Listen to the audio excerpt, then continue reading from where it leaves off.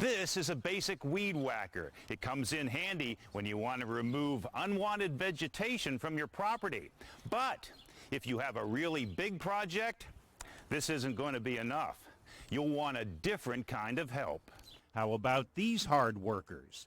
They are goats whose only job is to come to your property and eat any plant life you do not want around. The Benedictine Sisters of Erie have rented out these goats. The sisters have a problem with unwanted plants at the beautiful Glenoto Center, one of the invasive species that the goats love to eat, a nature area they own near the shores of Lake Erie.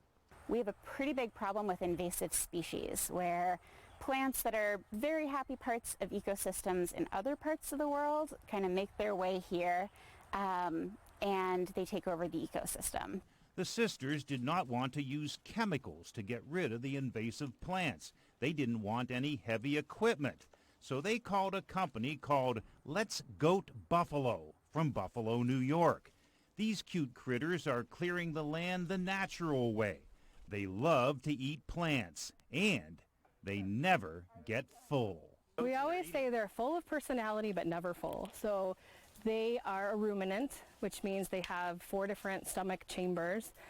So you'll see them eating, and then they take a break and lay down and they ruminate, chewing their cud just like a cow would do, and then they get back up and start eating again. The goats are perfect for the job at the Glenoto Center.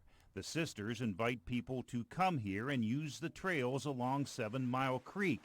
However, the center is being invaded by plants that are making access to those trails almost impossible. The multifloral rose, for example, has big, sharp thorns. The goats don't care about thorns. They'll eat them.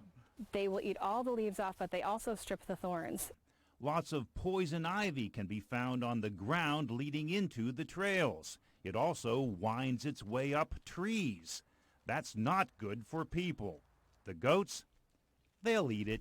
It doesn't bother them in any way, which is great for us. A lot of landscapers have difficulty with this. It's not a safe plant to have humans go in and remove, but the goats are happy to do it. At the end of the day, the goats get into their bus to rest and get ready for another day of eating. With the last word with the goats at the Glenoto Center, John Last, Erie News Now.